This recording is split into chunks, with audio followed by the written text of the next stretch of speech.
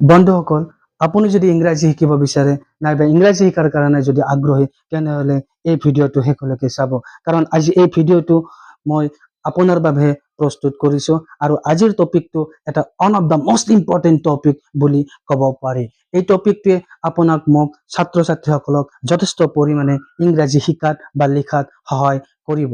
এই টপিকটোৱে আমাক narration change কৰাত, ভইচ চেঞ্জ কৰাত, টেন্সত নাইবা সেন্টেন্স ট্ৰান্সফৰমেশ্যনত যথেষ্ট পৰিমাণে ভূমিকা লয়। এই টপিকটো অবিহনে আমি হয়তো ইংৰাজী শিকাত আধৰুৱা হৈ ৰম। মই আপোনাৰ বাবে এই টপিকটো প্ৰস্তুত কৰিছো। আপুনি মনোযোগেৰে এই টপিকটো গ্ৰহণ কৰক আপোনাৰ ভৱিষ্যতত ইংৰাজী বিষয়ত পাৰ্গত হোৱাৰ কাৰণে। এতিয়া আহিছো আমি মূল কথালৈ। আমি এট ফাৰ্ষ্ট জানিব লাগিব হোৱাট ইজ ভাৰ্ব, নাইবা আমি এইটো জানিব লাগিব what do you mean by the word verb. এই ভাৰ্ব মানে কি? এই ভাৰ্বটো কৈছে a verb that tells or shows action, a state, position or occurrence। তাৰ মানে আমি এইটো কথাই বুজি ল'ব লাগিব যে in simple term what the subject is doing or what the subject is, that means আমি এনেকে বুজি ল'ব লাগিব যে ভাৰ্ব হৈছে এনেকুৱা এটা ৱৰ্ড যে কোনো কাম নাইবা কামটোৰ অৱস্থা নাইবা কামটো হোৱা বুজায় নাইবা কামটো কৰা বুজায়, তেনেকুৱা মিনিঙৰ ক্ষেত্ৰতহে verb word to use হয়।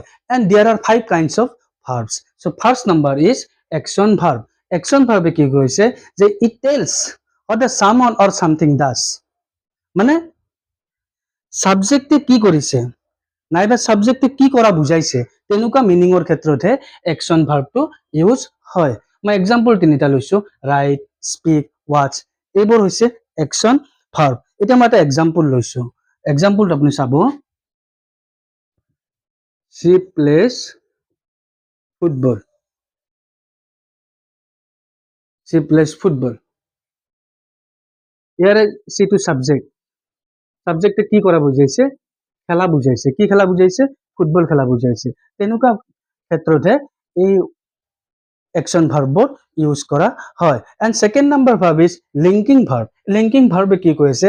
connects the subject to more information about the subject, about the subject, মানে যিবিলাক ভাৰ্বে সাবজেক্টৰ অৱস্থা, গুণ তেনেকুৱা বুজায়, তেনেকুৱা ভাৰ্ব বিলাকে লিংকিং ভাৰ্ব। লিংকিং ভাৰ্ব বহুত আছে, am, is, are, have, has, was, were, এইবিলাক লিংকিং ভাৰ্ব। আৰু লিংকিং ভাৰ্ব আছে became, sound, smell, taste, এনেকুৱা বিভিন্ন লিংকিং ভাৰ্ব আছে। and number 3 ভাৰ্বটো হৈছে অক্সিলাৰী ভাৰ্ব, যাক আমি কি বুলি ক'ব পাৰো? It is also called a helping verb, মানে ইয়াক helping verb বুলিও ক'ব পাৰো। ইংৰাজী গ্ৰামাৰত helping verb 24টা আছে, am, is, are, was, were, do, does, এইবিলাক helping verb।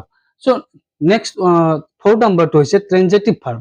transitive verb মানে হৈছে always has an object after it, always have an object after it, মানে এই ভাৰ্বটোৱে এনেকুৱা বুজায় যে সাবজেক্টে কাৰ ওপৰত কাম কৰিছে, তেনেকুৱা ক্ষেত্ৰত ট্ৰেনজিটিভ ভাৰ্বৰ ইউজ হয়। মই এটা এক্সাম্পল লৈছো। এক্সাম্পলটো চাব,